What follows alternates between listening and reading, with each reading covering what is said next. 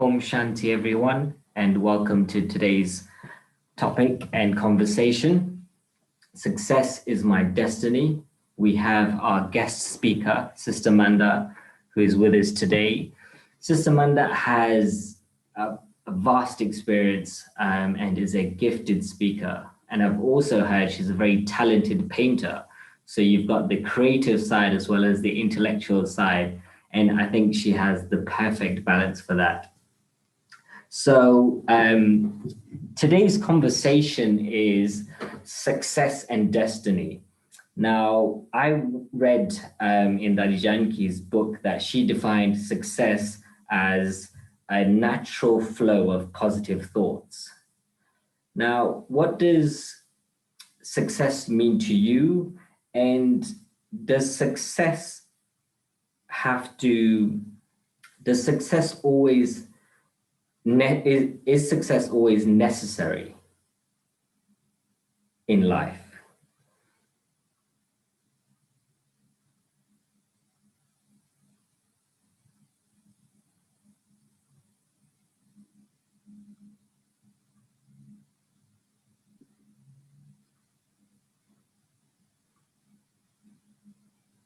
That's it, Sangam. Are you passing it on to me, or Yes, are you waiting the to say ball is something? in your court, Sister Manda. Thank you. That's an interesting introduction.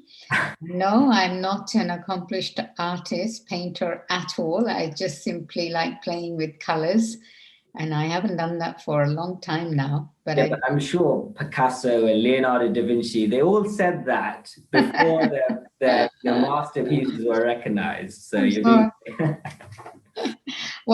one day, I don't have the desire to be a successful painter. Let's put it that way. I just like the journey of experience. So thank you, Sangam, for that brief introduction. I'm glad that you kept it brief and didn't go too much into the detail of anything because it's not necessary anyway. So yes, it's an interesting topic. I think success at this day and age when I was curious actually. So I kind of looked up online what people are saying about success, and it was curious. I think what did I kind of read? Initially, I read how success is achieving the goals that matter to you the most, and those goals could be anything. But I think perhaps a little old-fashioned um, definition of success is more in terms of quantifying our achievement or quantifying our results. And if the quantity is higher of the results or better, then we consider ourselves to be successful, or we think that people consider us to be successful. But I think what was very interesting is that nowadays, when people have become more and more aware of themselves and seeking something more than just external results and success. And so people's definitions have changed. But anyway, before I go into that, I just want to let's just become present here with everyone. And even though you might be in Leicester or Hounslow or wherever it is that you might be, but that we can create a field of energy that brings us together. Let's see if we can create a feeling that we're all sitting in the same room and not too far from each other. And you all know the experience of sitting in a spiritual gathering together, because when you do that, you really feel the energy, you really feel the togetherness and the oneness. So I think for me right now, at this very moment, if I was to seek success, it would be the success of having a sense of togetherness, being present, being with each other, and sensing and creating that collective field. And I also know that when you're sitting when you're watching or listening through Zoom, it's very easy to be multitasking, right? So you could be doing some tasks and then listening, which is okay. I'm not asking you to stop that, but I would ask you to sit down for 5 minutes to begin with. Take the opportunity, take the chance to be able to journey inside. And this is not something that you can multitask with. You have to give absolute and total attention to something like this. So just sit comfortably, switch your iron off, your cooker off if that's what you're doing for 5 minutes. It won't spoil.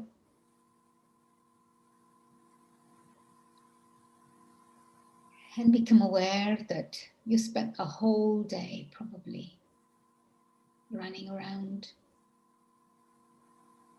doing things, moving from one thing to another. Lots of sights, lots of sounds, lots of images. But now, become quiet, sit comfortably and relaxed, and become aware of yourself seated wherever you are. Doesn't matter if it's not a quiet environment, because actually, in order to meditate, you don't need a quiet environment around you. It's helpful, but if it's not there, it doesn't matter. You can still go inside yourself.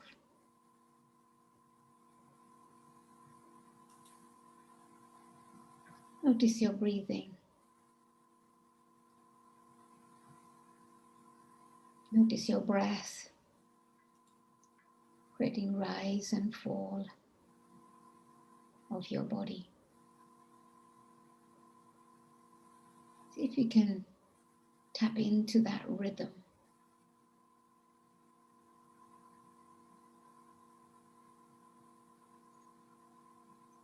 Rhythm of your body, rhythm of your breath. And become conscious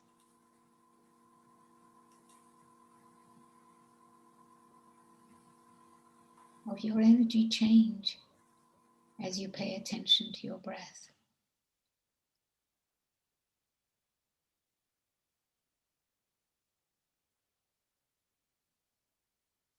And you become aware of the fact that your breath is so soft, so gentle, so serene. And it's this serenity, this rhythmic serenity of your breath that creates the same in your own physical body. Softness, gentleness, comfort. And you become aware of yourself beyond the hustle and bustle of life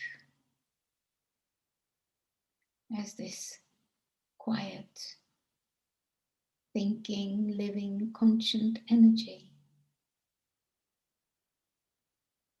that allows the body to function.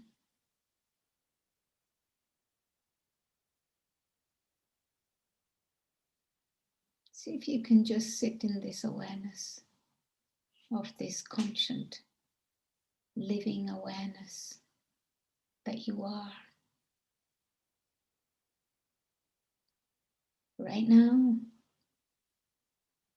you are that energy that's sitting inside this physical body.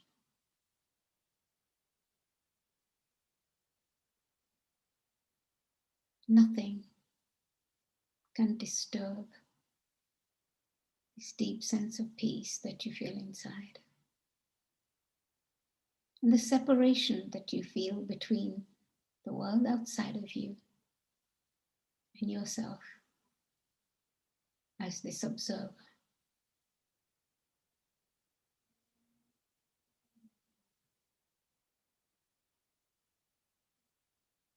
Once again, aware of your breath.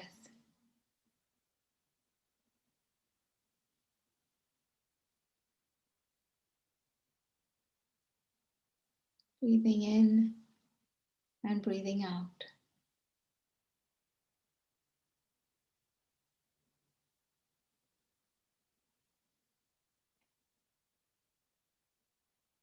And allow yourself to become lost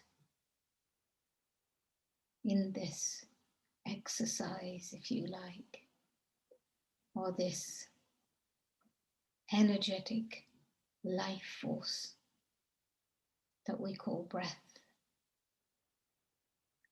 We believe that it has a beginning and an end. But does it?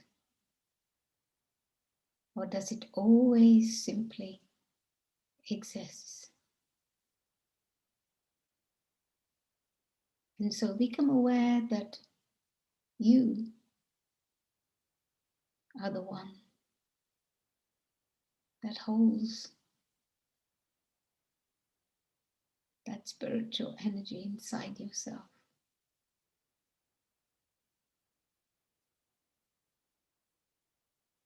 And learn the ability to observe, but also sit with great depth, with peace, with the conviction that everything is just right. Everything is just the way it's meant to be. And everything is comfortable. Now close your eyes if you had your eyes open. Take a few deeper breaths and absorb this awareness in yourself. As if you, this living force that is enabling this essence to sit with you here.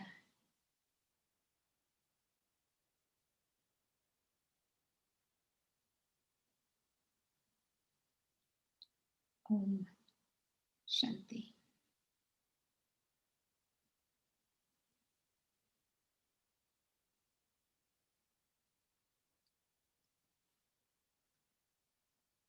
So if I was to ask you to define success right now, this very minute, what would you say?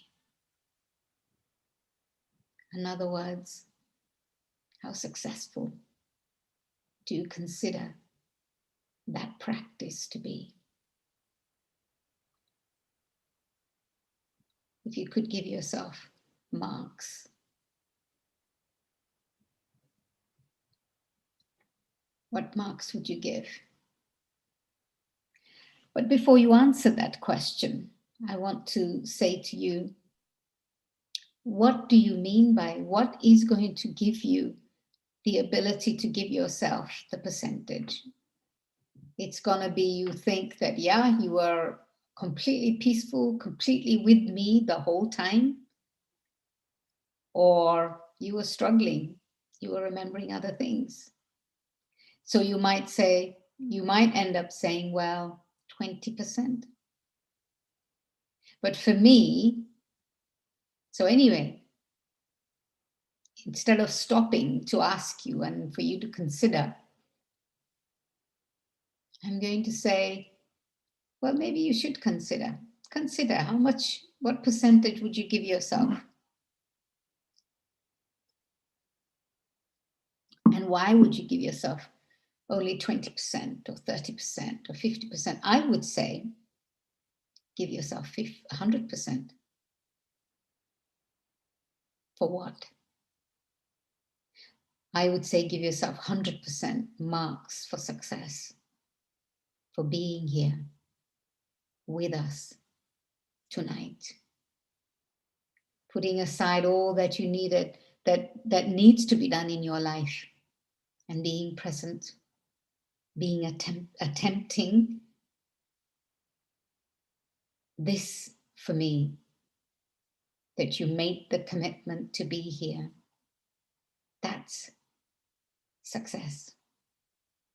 Success is not just that you gave 10 minutes, but you were only able to focus 30 seconds of that, and so you would give yourself 3% marks. No. And this is, I think, if you are talking about success, people equate success and failure as two opposite ends of the spectrum. And if you think about it, from the moment we're born, from the moment we come into this world, there is always something that we're learning. There's always something that we're growing with. We're always moving forward. Life is always taking us somewhere. Generally speaking, very old-fashioned way of defining success is quantifying results and outcome, where you can say, whether it's in terms of financial situations, whether it's in terms of your winning games, sports, whether it's in terms of having position and authority, we consider that to be success. But I think that's a very old-fashioned way of defining success. I'm going to read you some things that I saw an article on, and it was asking some very people who are in a worldly way successful, I suppose, what success means to them. And see which one of this you identify with. Success is simply attempting to move forward. Imagine. Keep moving on. Success is staying true to my core beliefs. Do I get swayed by other people's opinions and ideas and lose conviction about what I believe is right and true? Obtaining happiness from achieving your goals. That's success. But that could also be in monetary terms. But I don't think this person means that. Doing meaningful and fulfilling work. They say that 70% of the people in the world don't enjoy their work. And so they live their life. They may have money at the end of the week, but imagine not enjoying your work. Is that a life of success? Success is, this one is really for me very important. Success is more about journey than the destiny. Now, I read something yesterday that popped into my email and I was looking for it and then I forgot about it. There was Thich Nhat Hanh is a Buddhist monk from Vietnam. And he was asking his followers one day, so why do you wash dishes? So then somebody responded, I wash dishes so that they're clean afterwards. And his response was, no, you must wash dishes just because the dishes need washing. So, you know, if I think that there is that outcome, so what I'm doing is that whilst I'm even cleaning the dishes, I'm thinking that when I've finished, I'll do something else. I'm not present in the moment and not recognizing the value of my presence whilst doing the dishes. I thought that was a very powerful metaphor because I know that I can be like that, okay, I do this, this is, oh God, I've got to do this. And so I do it fast and then I move on to the next thing. And so I might achieve the task, but inside I'm always left with the feeling of more, feeling of wanting more, doing something else, doing somewhere else, being with someone else. Such a life is not a life of joy and pleasure and happiness. Here's some more. Doing things that you really enjoy. Now you can go into all sorts of other spectrum of that, whether it's positive or it's harmful or all of that. So let's just say that what you enjoy doing is always going to be very powerful. It's always going to be beneficial to you and beneficial to others. Success is conducting your life with integrity and perseverance. Life doesn't get you down. Success is being happy and grateful. Success is balancing focus on people, resources, and the environment. There's just a few. There were a whole load of them, but I just thought it was very interesting for you to think about that. So it's not that success is the destiny that I get to at some point, but actually success is being present in the moment, being aware of the value of what I'm doing so that I can experience a sense of peace, a sense of contentment, a sense of happiness, irrespective of what might be. And this is a very, now when we're living in a world when even though people are more self-aware than they have ever been, I feel, there is still this aspect of bigger and better and more and higher and more powerful and so on and so forth. And if I am living on that basis, what am I doing to my own self? My own definitions of success, as I started to think of them, were interesting. For me, it was, can I say that whatever it is that I do it in such a way that at the end of the day, my conscience is clear.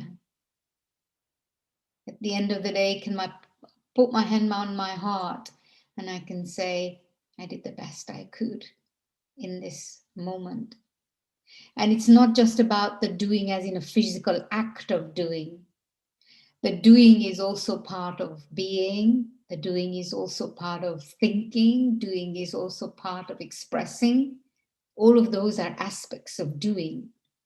Whenever it is that I am expressing something in whatever way, whether it's my thoughts, my feelings, my vibrations, my actions, whatever it is, whatever expression I give, whatever it is that I give expression to,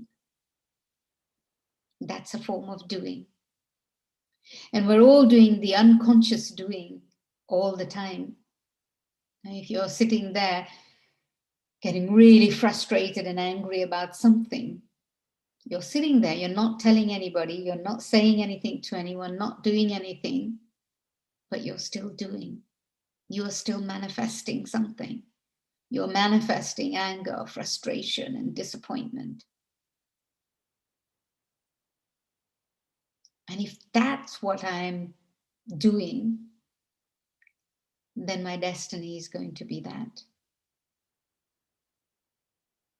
But I started to also ask myself the question, well, if I wanted to be thinking about my mind in a successful state of being, what would that be?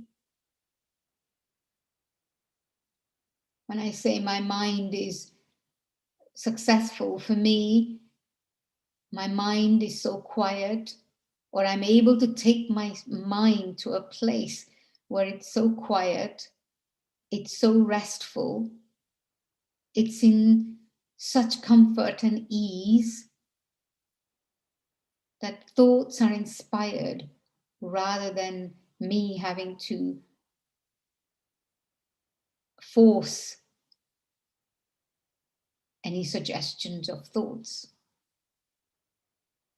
Just think about it for a moment. Just go into that headspace for a moment right now as we speak.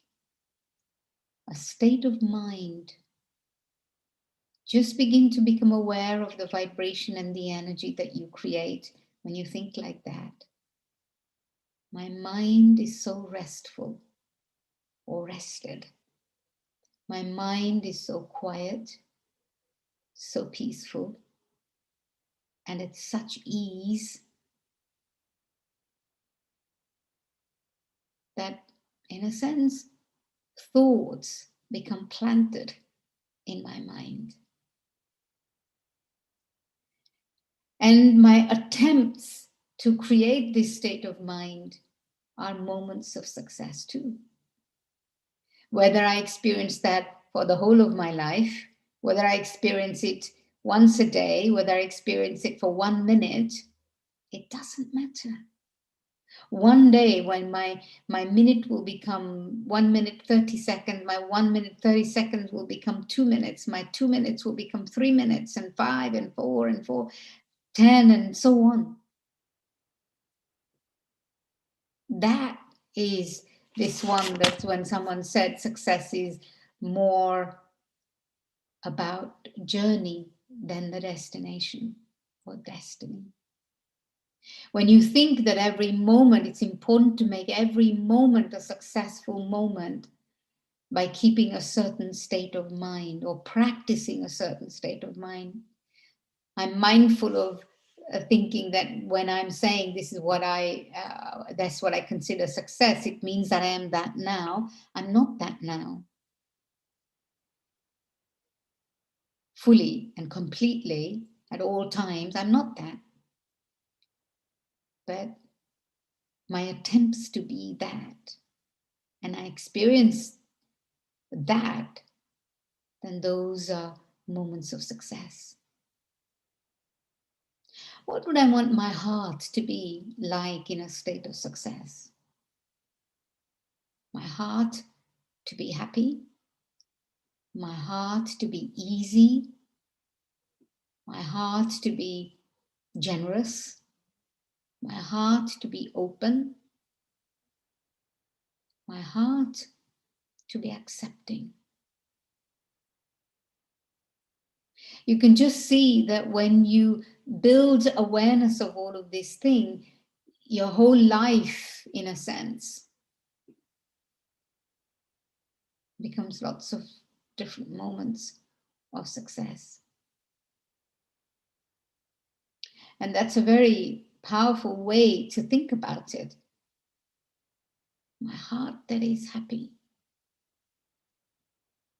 And happiness is not conditional. We think that when this happens, then I'll be happy, or when that happens, then I'll be happy, or when this person does this or says that, then I'll be happy. That's not really the case.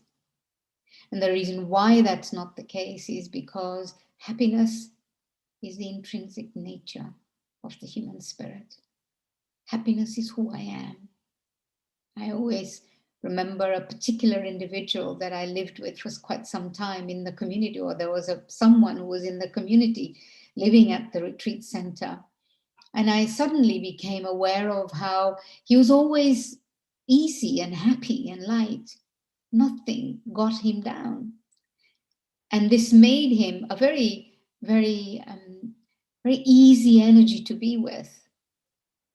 For me, that's a successful life. A heart that is happy and easy doesn't become heavy, but becomes flowing, flows with life. Because it's only when we make happiness a conditional state of being that it's very difficult for us, then we want the conditions to be in a certain way. And those conditions we manipulate and force and control situations and circumstances so that they can be in a certain way so that I can be happy. And we know that that doesn't really work. And so truly happiness, to be aware of my attempts of happiness, our attempts are moments of success. And then, of course, my relationships. What are successful relationships? Relationships of harmony. Relationships, again, in which there are no conditions, but we're able to flow in and out of each other's lives as and when necessary. You can just see that all of these different aspects create a life that is a life of contentment, a life of joy and peace. And then you might say, well, that's all well and good, but what about the physical things in life? Well, you want a good amount of money that you can be comfortable with. But sometimes our greed wants more than what we're comfortable with, what's comfortable. Our greed makes us strive for next best thing, latest thing on the market. And when that doesn't come, then I feel like a failure. I feel like I don't have everything that I should have or want. But for me, and this is something that I'm experiencing in such a powerful way these days as well, that when I did a little talk on abundance the other day, and I was realizing how abundance is a mindset, and this is connected to success, of course, because if you have abundance overflowing everything, then you're successful. And I think I was talking to a group of people in Indonesia, actually. It was by Zoom. And I knew quite a lot of people in that group. And I know that financially, they're very well off people. And the kind of questions they were asking, even though they have plenty, it's this consciousness that I don't have enough. And it's a similar kind of thing of success. And that's why I bring it up, in that even though you have enough, you have comfortable roof over your head, you have food on the plate, but yet when I think it's not overflowing, then I feel disheartened.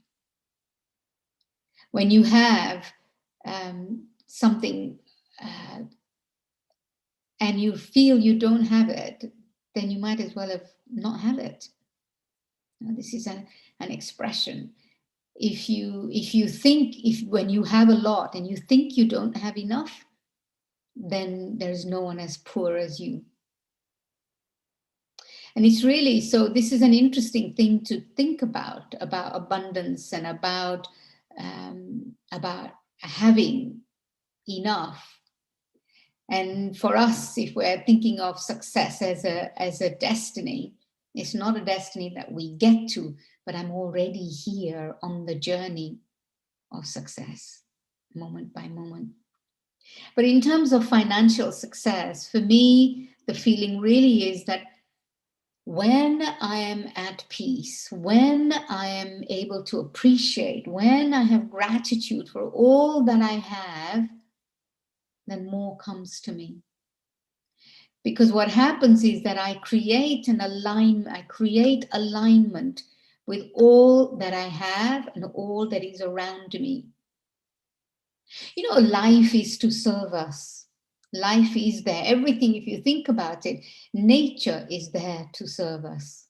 And without it, whether it's air or ether or fire or water or earth, we wouldn't survive without it. We live in it. We're absorbed in it. This body is made of the 5 physical elements, and I'm living in this body. It's serving me at every moment. And when I have that consciousness and attitude, then I'm grateful for what I have. And when I'm grateful, then I'm creating that vibration and that energy that actually draws more of that to me. Even though I have something and I think I don't have it, it's as if I push away what I already have. And so I feel it's important to recognize this alignment to everything in life, situations and circumstances, people, and all of that. And I know that sometimes when situations occur that are unpleasant, we become, we are surprised and we're shocked. And because we're surprised and shocked, we take greater pain and sorrow from it. But even obstacles and negative situations that come my way, can I see them as doorway to success? I was listening to something again yesterday on rejection, and this person was talking about the situation that he had experienced of rejection in his life became a story that allowed him to propel into his best and his highest. His sense of this such feeling of sorrow, of rejection, allowed him to move forward in life in such a way that it also created protection for him, protection of what he felt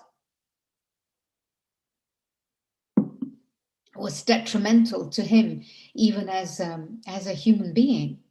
He protected himself from the negative aspects that other the people who gave him the feeling of rejection created. That was a protection, because he didn't do what others did, and so he used that to protect himself. And so the story of rejection became a story of success, because from feeling so bad, it was from that place he propelled into rising to the highest of himself. So it's interesting that what we consider success to be, when it's negative experiences, then we become upset, and instead of using those into rising to something bigger and higher. Then I was also thinking about situations and circumstances. What is it? Is it that when I have my way, when I believe that what I do is the right thing, and I get others to accept that, that's successful? That's success? Is that how I define success? Or I'm aware that whatever happens, whatever situations and circumstances I find myself in, those situations and circumstances are there to show me something and teach me something about my own self. This is very powerful, actually. Can I use those situations to show me something about myself? When I have an unpleasant experience with someone where I feel that I've been hard done by, what do I do at that time? Do I feel bad about them, or do I feel bad about myself? Or do I go into the feeling that, well, why do I feel like that? And how can I change that feeling inside my own self, so that whether someone else is who's making that happen, right or wrong, they too are able to see themselves, and I'm able to come to terms with their expression. And I'm able to heal myself of the sorrow and the pain that actually has led me to that experience. For me, at this point in time, where situations and circumstances can make me feel rejected, hurt, disappointed, betrayed, let down, but to use all of those feelings to take me deeper into myself and clean myself out in such a way so that I become an image of love, of forgiveness, and of acceptance, firstly for my own self. Because when bad, negative things happen to us, actually, what really makes us feel bad is we feel bad about our own selves, that's what happened to me. How can that happen to me? Somebody else does it or situation occurs is one thing, but I actually feel bad about my own self. And so for me, success at this point in time means that I look at myself and I say, well, okay, I'm feeling bad about this, but I release myself of this feeling and I don't need to feel in this way. I want to let go of this feeling. I want to create forgiveness, first of all, for my own self, for taking on that pain and sorrow. And when I do that, then I can be forgiving of other people. That is success. You know, and no matter what, yesterday having a conversation with someone that actually power corrupts. You don't even realize that you're becoming corrupt when you have power, because people give importance to your opinion and idea and your thoughts and your position. And no matter unconsciously or consciously, that feeling gets the better of you. But success is to recognize that feeling, recognize the place of power, and maintain humility. Or to allow yourself to come down from that place of power. It may be a place of power, but you don't perceive it as that. And be so vigilant with yourself that you stay true to your own self.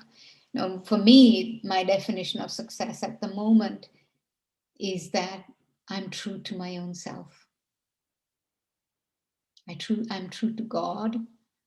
I'm true to truth, the principle of truth. This is very important to me. If something happens, what do I uphold? Do I uphold a constitution, or do I uphold somebody's feelings? What's my value? Do I uphold a set of rules and regulations, or do I uphold someone's dignity? And this is something that I realized for my own self, and that is that I want to uphold someone's dignity. That for me is success. Now, somebody described Adijanti once as someone who has no crisis of loyalty, because she's so truthful to her own self. She's so truthful to God, and she's so truthful to the human spirit that she never has the thought, is this right or is this wrong? Will I please this one or will I please that one? Which one should I be pleasing? She never has that crisis of thinking about what's right and what's wrong, because she wants to respond to truth. This is very powerful. This is true meaning of success for me. And sometimes, in order to be true to yourself, it needs a lot of courage, because you might be going against the tide. Everybody else is going over there, but your calling is to go over there. And it might be a road that's not traveled by anyone. It's a treacherous journey, but you know that you've got to make that treacherous journey, because in that treacherous journey is learning and growth and moving forward. Success also means, do you stay in your comfortable space, Or are you willing to be courageous and take risks? The risks could be of all sorts. It's only when you do any exploration like that that you feel true to yourself. Otherwise, it's very easy to get caught up in what we are expected to be, what people want us to be, what the society thinks is right. So for me, at this moment in time, it's to be able to put my hand on my heart and be honest and true to myself, with myself, and honest and truth with God. That is success. It's a journey. I'm not there. None of us are there. But it's a journey that I'm definitely willing to take risks for. So I'll stop here to either, are we doing meditation first or inviting any questions? What would you like, Sangam? We've opened it out to people to send in their questions. So let's see what comes up.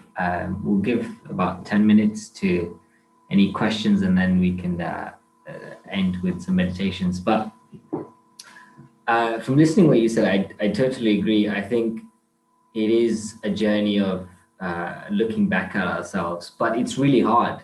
It's not easy to look in the mirror at your true self, because what I've done myself for many years is I see myself and there's all these vices, and what I've done is put virtue on top, and I've not actually got rid of that. And then to actually go back and have a look at them and then sort them out and get rid of them, instead of piling on more virtue on top, thinking that they're going to vanish, or thinking that I would never have to go back to them. It's a difficult thing.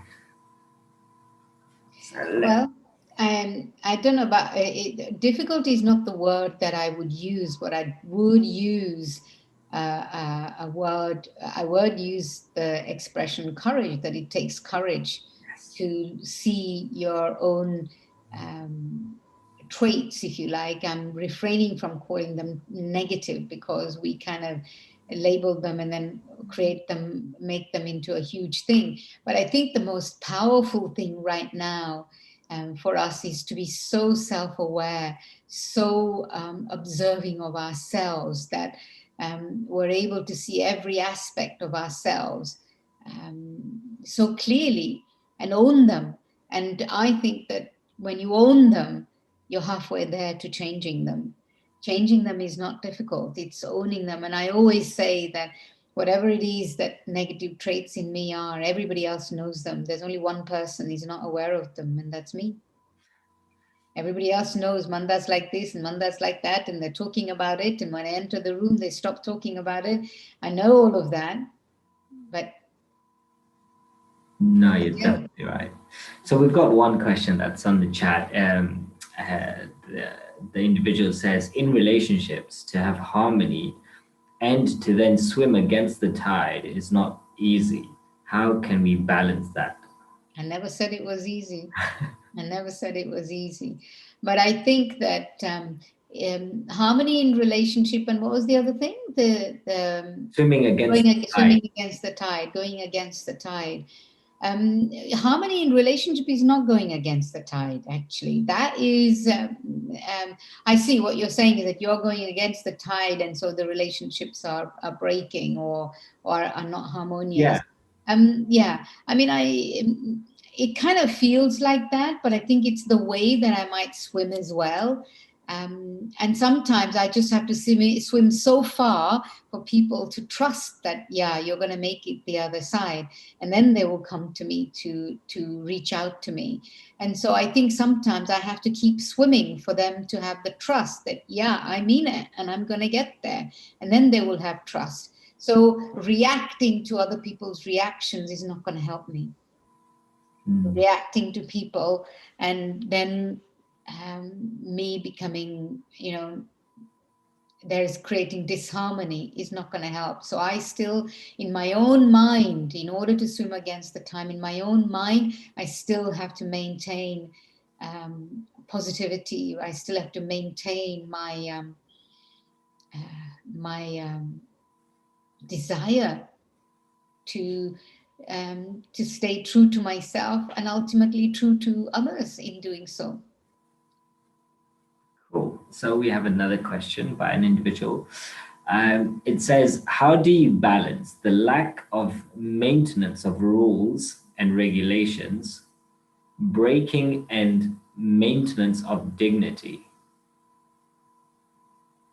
How do you balance? Well, in terms of rules and regulations, what I meant by that is that sometimes you have a body of say you're working for a company, for instance, and they have certain rules and regulations that you have to follow. And sometimes they can go against, because it's an institution trying to protect itself. And it will protect itself at the price of an individual.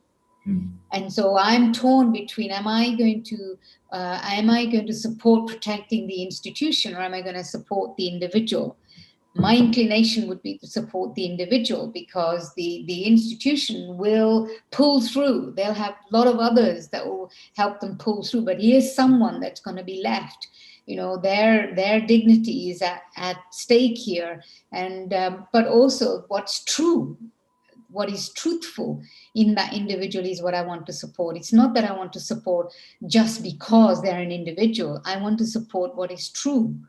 And that's what I mean by that sometimes you might be able to honor both. Sometimes you may not be able to honor both. You might have to honor just one. Absolutely. But if you follow truth, the institution may not like it, but if you follow truth, then your own conscience is clear. And this is why what I was saying about Daddy Janki, that she never had crises like that should I do the institutional thing or should I do the human thing? She knew that the right thing was the spiritual path, and both will ultimately agree to that. Absolutely. I think whenever we are part of something, we can lose ourselves within that because we feel so connected that we then no longer think of ourselves as the self, but as part of the institution. Exactly. Yeah. That's the thing. But it's like, do I do it because I want to belong, or do I do it to rise to being myself? Absolutely. So that's all the questions for now. If you'd like to lead us into some meditation, that'd be fantastic. Okay. So as I said previously, sit comfortably and relaxed. Become aware of yourself sitting in this place. I feel the environment to be very quiet where I am. I'm not hearing too many noises around me. But even if they are, can you create a little meditation room inside your own self at the center of your forehead? And this room that is inside your mind is this pure, clean, sacred space.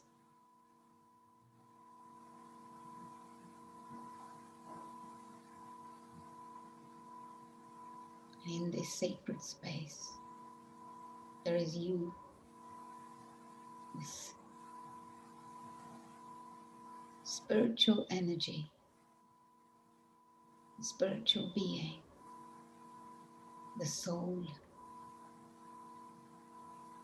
whose intrinsic nature is peace, whose intrinsic nature is love.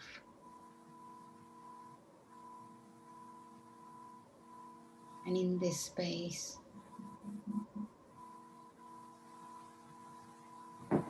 you become aware of your own contribution of sacredness, of purity and peace.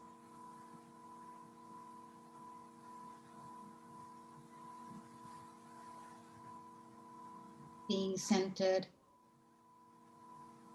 being aware, being able to notice and see yourself.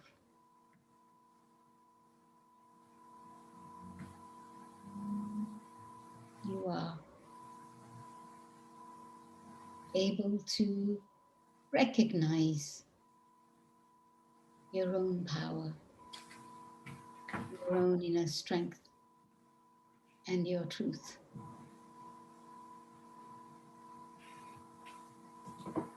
Your responses to situations and circumstances,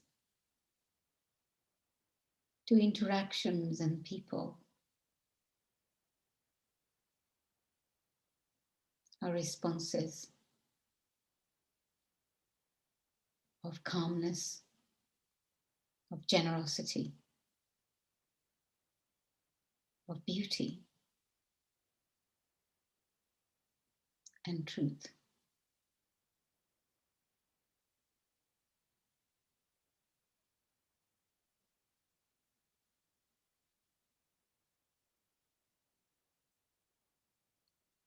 This presence of stillness in this awareness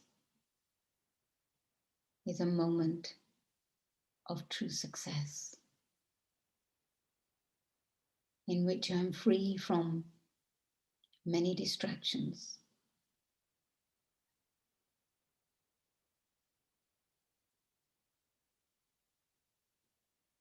In this age of distractions, whether it's through activities or devices, when I can be centered in myself, when I can invoke the presence of God with me,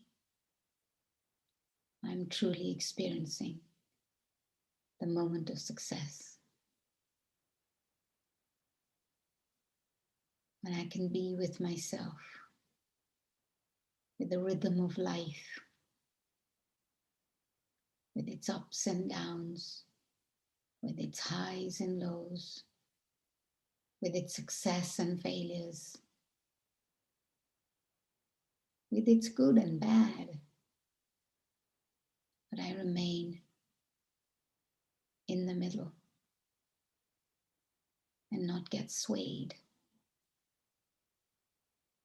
from one side to the other. This is success. When I can see someone with their behavior and not be affected by that, that's success. But even more success is where I can offer something else to them.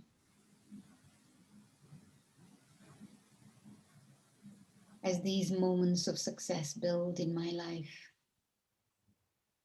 my conscience becomes clear. I'm able to put my hand on my heart and know that I've contributed the best I could at any given moment in time.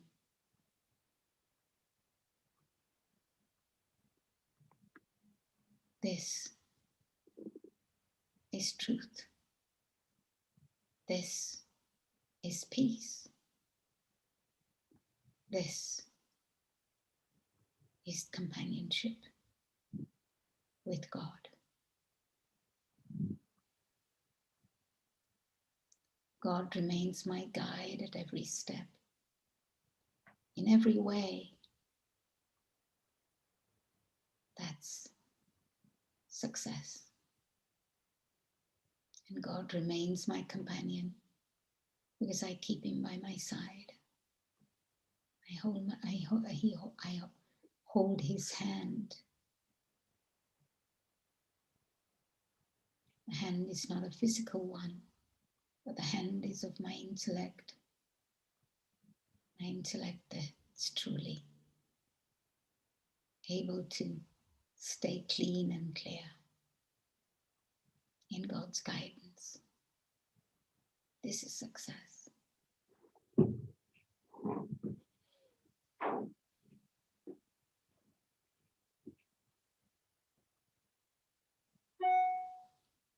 Om Shanti.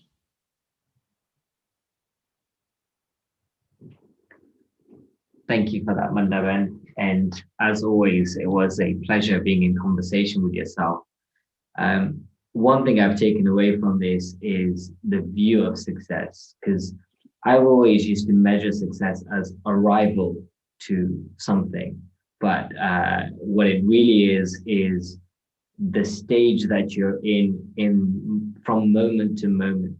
That's the measure of success, is what is my state and how am I feeling in every moment. And it can only be explored in that moment and going to the next one. So yeah, really appreciate that. Thank you for your time and being here with us today. Great. Happy to be with everyone. And thank you to all as well for being here with us tonight. We have another program as well, which is starting next week. It's called The Art of Leadership Skills with Mahesh Patel and Sanjay Tulsidas. So I welcome you all to join that next week. Great. Thank you, Sangam, for being there with us and facilitating the questions and answers as well. No, my pleasure. All right. Om Shanti. Okay, thank you. Bye-bye. Om Shanti. Bye.